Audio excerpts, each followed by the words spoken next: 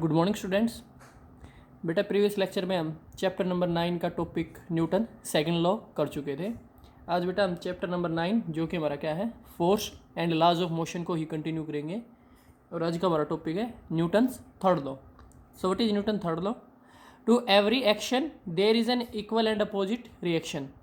भाई यहाँ पे एक्शन और रिएक्शन वर्ड जो यूज हुए हैं वो बेटा फोर्स के लिए यूज हुए हैं। फोर्स क्या होती है भाई? Effort of push and pull is known as force.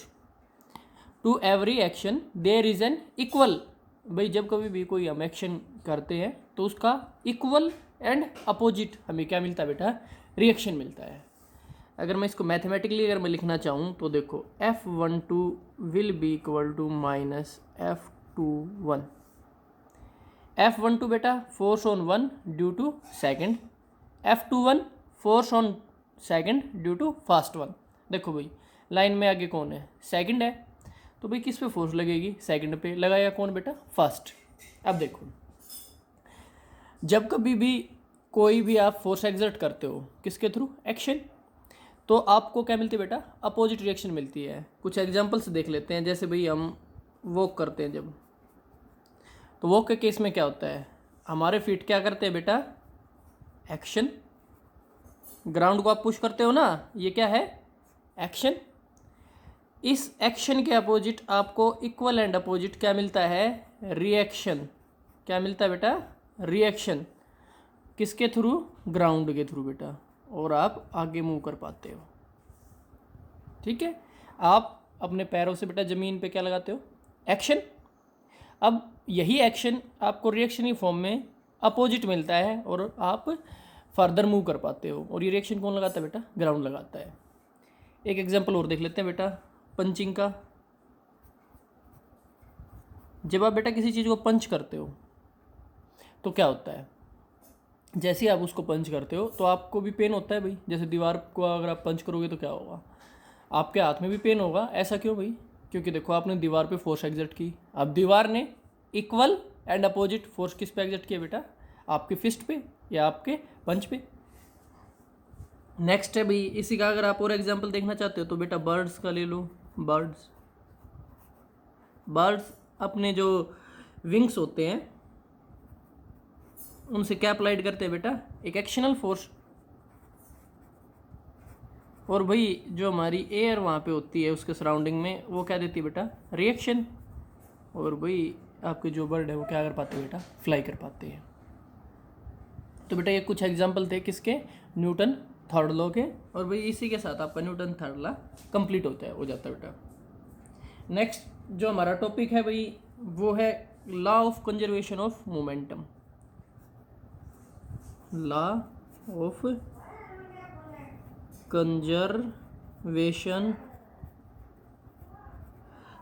Conservation of momentum.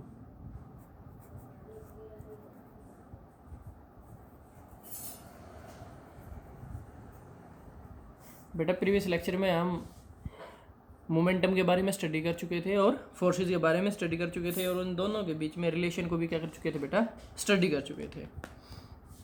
अगर बेटा मैं इसकी बात करूँ तो होता क्या है लॉ ऑफ कंजर्वेशन मोमेंटम? तो देखो बेटा इन एन इलास्टिक मीन बेटा वहाँ पे कोई एनर्जी का लॉस नहीं हुआ है। Elastic collision initial momentum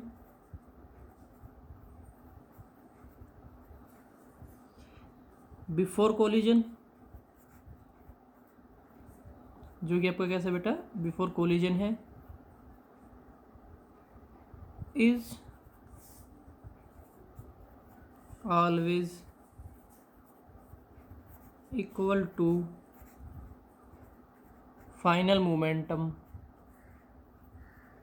after collision. तो देखो भाई एक बार इस डेफिनेशन को एनालाइज और कर लेते हैं बेटा।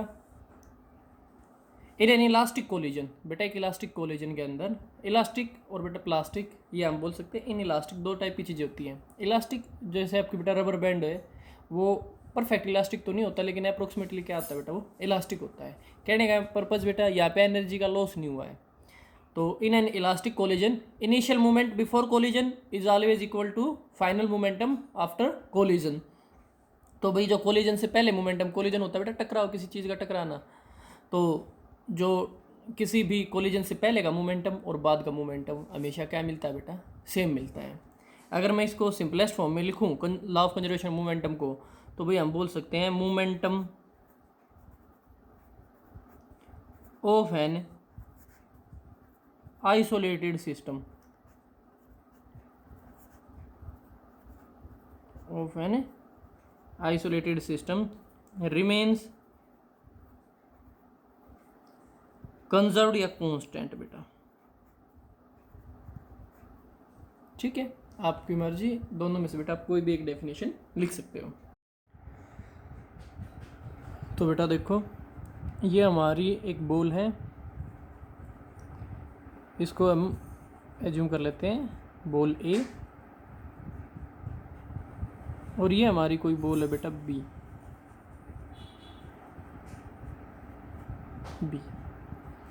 अब क्या होता है भाई, पहले तो ये ए वाली बॉल वेलोसिटी गेन करती है, तो वेलोसिटी गेन करने से पहले बेटा इनके मास से डिस्कशन कर लेते हैं। फर्स्ट जो हमारी बॉल है उसका मास है m1, सेकंड वाले का हमारा मास है m2। ओके, अब देखो भाई, पहले ए वाली बॉल एक्सीलरेट हुई, यानी वो u1 वेलोसिटी से बेटा v1 पे मूव कर गई है, यानी इतनी उसने वेलोसिटी क्या कर ली बेटा, गेन कर ली है। u1 इनिशियल वेलोसिटी है, v1 फाइनल। अब उसके बाद क्या किया बेटा, इसने इस बी बॉल पे जाके कोलाइड हुई है ये, तो कोलाइड हुई तो क्या हुआ बेटा, मोमेंटम का ट्रांसफ़र। तो हम बोल सकते हैं u2 जो हमारी बॉल सेकंड की इनिशियल वेलोसिटी थी, वो u2 से बेटा किस में चेंज हो गई है, v2 के अंदर चेंज हो गई है। डायग्राम आया बेटा समझ में। अब देखो भाई, हमें कंजर्वेशन ऑफ मोमेंटम प्रूव करना है। अब कंजर्वेशन ऑफ मोमेंटम को प्रूव करने के लिए हम यूज़ करेंगे बेटा न्यूटन्स थर्ड लॉ का, जो कि क्या था बेटा, एक पे फोर्स इक्वल एंड अपोजिट होती है सेकंड पे लगने वाली फोर्स के। तो भाई चलो इसी चीज़ को हम डिड्यूस करते हैं। तो बेटा पहले निकालनी पड़ेगी हमें फोर्सेज, तो पहले निकालते हैं हम एफ ऑफ ए, यानी फर्स्ट बॉल पे फोर्स क्या होगी बेटा, m1a1, फर्स्ट का मास इंटू फर्स्ट का एक्सीलरेशन। फर्स्ट का मास तो एज इट इज बेटा, फर्स्ट का एक्सीलरेशन क्या हो जाएगा, del v1 divided by del t. अब भाई टाइम तो हम एज्यूम करते हैं कि 0 से t टाइम तक ही मूव हुआ था, तो t माइनस 0 आपका क्या आएगा बेटा, t ही आएगा। तो इसको हम लिख सकते हैं m1 वेलोसिटी के अंदर बेटा फर्स्ट के में चेंज कहाँ से कहाँ हुआ है बेटा, u1 से v1, तो हम लिख सकते हैं v1 minus u1 final minus initial बेटा divided by t delta t minus 0 करेंगे, वही फाइनल माइनस इनिशियल। तो फाइनल टाइम तो हमारा t था बेटा जब उसकी वेलोसिटी v1 थी, और इनिशियल क्या था 0, तो t माइनस 0 करोगे क्या आएगा बेटा आपके पास, t ही आएगा। अब देखो इसको आगे भी सिंप्लीफाई करके लिख सकते हो आप, m1 v1 minus m1 u1 whole divided by t। ये आपकी आ गई बेटा equation number first. Okay, now let's calculate the force on second FB, which will be equal to m2a2 mass of second into acceleration of second. This will gives us m2 into del v2 divided by del t, so it will become m2 del v2, velocity of second ball will change from u2 to v2, so this will become v2 minus u2। बेटा final velocity minus initial, यही तो change होता है, divided by time में बेटा वही change क्या आएगा, t माइनस 0 क्या होगा बेटा, t ही होगा। इसको सिंप्लीफाई करके लिखना चाहो तो लिख सकते हो, ये हो जाएगा m2v2 minus m2u2 whole divided by t। इसको इक्वेशन नंबर बेटा हम सेकंड एज्यूम कर लेते हैं। Now we can write from equation first and second, first and second से बेटा आपके पास जो वैल्यूज़ आई हैं उनको लिख लेते हैं एक बार। FA आपका आया है m1 v1 minus m2u1 divided by T. F2 आपका आया है m2v2 minus m2u2 whole divided by t. अब लिखो बेटा using Newton's third law, Newton's third law बेटा,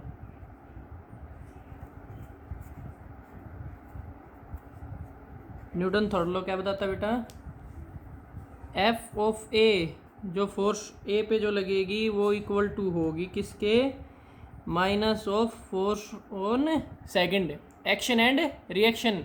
ए ने जो बी पे लगाई है वो इक्वल होगी बी ने जो ए पे लगाई है, बस डायरेक्शन क्या हो जाएगी बेटा, अपोजिट। तो देखो ऐड कर वैल्यूज पुट कर देते हैं बेटा, फर्स्ट एंड सेकंड से आपके पास एफ ए और एफ बी की वैल्यू आप लोगों के पास है बेटा, ये बी था, F A and F B की वैल्यू आपके पास है, पुट करो भाई। पुट करेंगे तो क्या आ जाएगा, m1v1 minus m2u1 divided by t is equal to m2v2 minus m2u2 whole divided by t.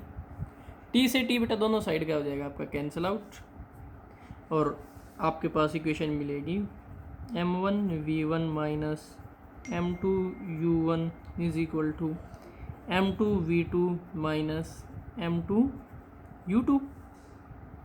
अब भाई इनिशियल वाली टर्म्स को हम एक साथ इकट्ठा भी कर सकते हैं, तो इनिशियल वाली टर्म को एक तरफ कर लो और फाइनल वाली को एक तरफ। तो देखो भाई m1v1 तो हमने बेटा एक तरफ रखा, m2v2 उस साइड से आगे, इस साइड क्या हो जाएगा बेटा, नेगेटिव साइन हो जाएंगे, ये वाला बेटा इधर आके क्या हो गया, negative, is equal to m2u1 उधर जाके क्या हो जाएगा बेटा, पॉजिटिव, और भाई m2u2 इधर पहले से ही था जो कि कैसा था, नेगेटिव।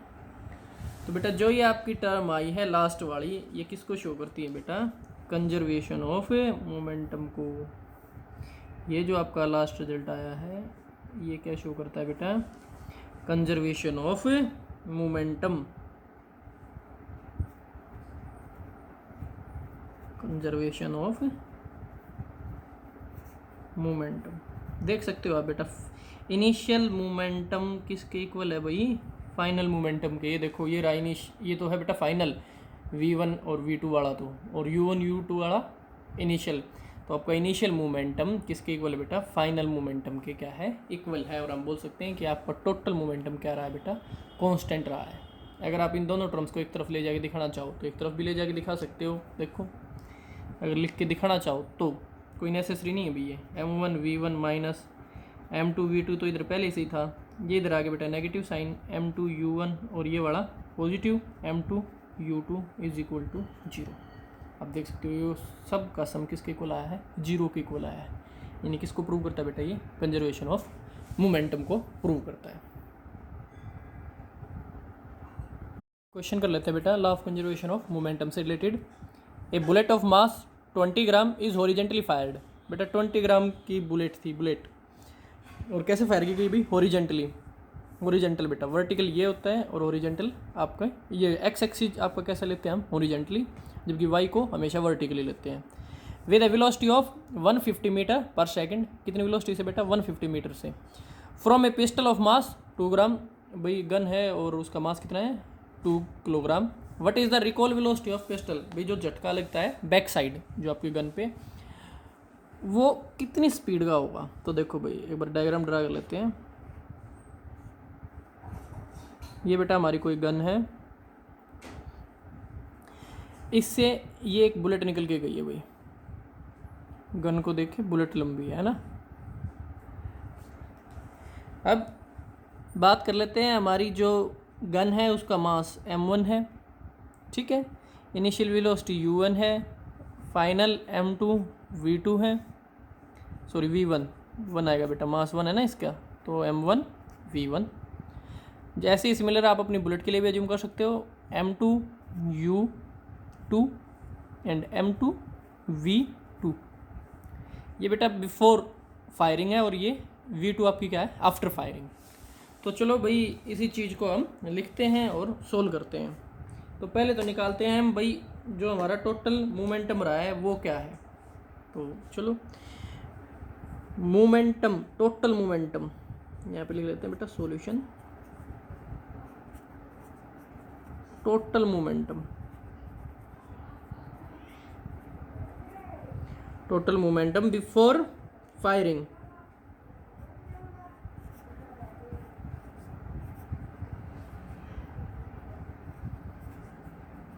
क्या हो जाएगा बेटा, टोटल मोमेंटम जब बुलेट किसके अंदर थी बेटा, गन के अंदर ही थी, तो टोटल मास क्या था भाई initially m1 plus m2 gun का और बुलेट का, और वेलोसिटी क्या थी दोनों की u1, दोनों रेस्ट पे थे तो हम एक ही वेलोसिटी एज्यूम कर लेते हैं, वो क्या है u1। वैल्यू पुट करना चाहो तो पुट कर दो, अगर बाद में वैल्यू पुट करना चाहोगे तो बाद में कर लो, अभी कर लेते हैं बेटा जिससे कन्फ्यूजन नहीं होगा। m1 किसका है बेटा, आपकी गन का मास कितना है बेटा 2 kg, ठीक है। अब भाई हर एक क्वांटिटी आपकी कन्वर्टेड होनी चाहिए, ठीक है, स्टैंडर्ड फॉर्म में होनी चाहिए। तो यहाँ पे बेटा आप लोग किसका यूज़ करने वाले हो, किलोग्राम का, तो ये तो हमारा ठीक है बेटा 2 किलोग्राम। अब बात आती है प्लस 20 ग्राम, 20 ग्राम को किलोग्राम में कन्वर्ट करोगे तो आपको क्या मिलेगा बेटा 0.02 डिवाइडेड बाई 1000 हो जाता है बेटा, किलोग्राम से ग्राम में जब कन्वर्जन करते हो तो ये क्या हो गया 0.02 into initial velocity.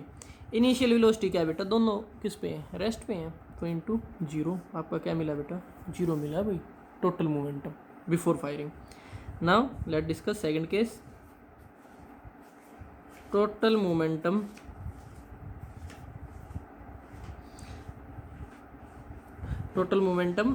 After it is fired. भाई फायर होने के बाद का मोमेंटम क्या होगा, तो क्या होगा भाई सेम बेटा लिखो m1 v1 इनटू ये प्लस बेटा ऐड होंगे ना सारे मोमेंटम m2 v2, सारे मोमेंटम उसको हमने क्या कर दिया है ऐड कर दिया है। वैल्यू पुट करो भाई, वैल्यू अगर बेटा आप पुट करोगे तो क्या मिलेगा आपको, जो बुलेट है उसकी जगह उसके वैल्यू पुट करो तो क्या आएगा आपका 2 इंटू v1। इसकी वेलोसिटी हमें नहीं पता भाई, ये v1 किस डायरेक्शन में होगा बेटा, अपोजिट डायरेक्शन में होगा, क्योंकि जो आपकी बुलेट है वो किस डायरेक्शन में गई है, इस डायरेक्शन में, तो आपकी गन किस डायरेक्शन में जाएगी बेटा इसमें, तो हमें v1 नहीं पता, ठीक है। प्लस m2 v2, बुलेट का मास कितना था बेटा 0.02 किलोग्राम इंटू v2 दी गई थी बेटा आपको 150 मीटर पर सेकेंड, तो इंटू 150 मीटर पर सेकेंड, ठीक है। ये आपकी इक्वेशन नंबर 1, ये आपकी इक्वेशन नंबर 2 फ्रॉम ये using law of conservation of momentum, from equation first and second. क्या आएगा बेटा आपकी फर्स्ट एंड सेकंड इक्वेशन से भाई 2 into v1 plus 0.02 into 150 will be equal to 0, यही आएगा बेटा आपका। अब भाई इसको फर्दर सिंप्लीफाई करना चाहोगे तो बहुत ईजिली सोल्व कर पाओगे, करो। ये क्या होगा 2v1 प्लस ये कितना हो गया बेटा 3 इज इक्वल टू 0, तो आपका v1 क्या आया भाई प्लस 3 उस साइड जाके बेटा -3 डिवाइडेड बाई 2, यानी कि ये हो गया -1.5 मीटर पर सेकंड, क्योंकि भाई क्या है वेलोसिटी है। तो भाई जिस वेलोसिटी से हमारी गन क्या होगी बेटा रिकॉल होगी, ये v1 किस डायरेक्शन में होगा बेटा अपोजिट डायरेक्शन में, तो ये क्या है बेटा आपकी रिकॉलिंग वेलोसिटी, वो क्या होगी बेटा -1.5 मीटर पर सेकंड। एक बार फिर से रिकैप करा देता हूँ बेटा न्यूमेरिकल का। पहले तो इनिशियल मूवमेंट निकाला भाई, इनिशियल क्या था, दोनों का मास जॉइंट था, गन के अंदर ही था, और इनिशियल वेलोसिटी दोनों क्या थी 0, तो इनिशियल मोमेंटम क्या है बेटा 0। फाइनल मोमेंटम निकाला, फाइनल मोमेंटम कैसे निकाला भाई, फाइनल वेलोसिटीज ले लो दोनों की, तो ये लो दोनों का फाइनल मोमेंटम निकाला और क्या कर दिया ऐड कर दिया, तो टोटल फाइनल मोमेंटम आ गया आपका। अब इनिशियल और final momentum law of conservation से क्या होते हैं बेटा इक्वल होते हैं, दोनों को इक्वल पुट किया, सोल्व किया, आपके पास क्या आ गया बेटा रिकॉलिंग वेलोसिटी आपके पास आ चुकी है। अब एक बात ध्यान से सुनो बेटा, जो लॉ ऑफ कंजर्वेशन होता है यानी कि initial velocity is equal to final, यानी अगर मैं इसको शॉर्ट में लिखूँ m1 u1 plus m2 u2 initial है ना ये सारे, फाइनल क्या होंगे M1 V1 plus M2 V2, ये आपके क्या होंगे बेटा फाइनल। तो भाई ये जो इनिशियल मोमेंटम और फाइनल मोमेंटम ये एक लीनियर इक्वेशन है भाई कंप्लीट। तो इस लीनियर इक्वेशन में बेटा सारे वेरिएबल गिवन होने चाहिए, सिर्फ एक वेरिएबल अननोन हो तभी हम फाइंड आउट कर सकते हैं। इस बात का जरूर ध्यान रखना बेटा। अगर लीनियर इक्वेशन आपकी है तो बेटा सिर्फ उससे एक ही वेरिएबल फाइंड आउट किया जा सकता है। तो इनमें से बेटा आपको सारा डाटा गिवन मिलेगा, डायरेक्ट या इनडायरेक्ट वे में आपको सिर्फ एक चीज़ निकालनी होगी। तो बेटा इसी के साथ आपका चैप्टर कंप्लीट होता है। थैंक यू बेटा।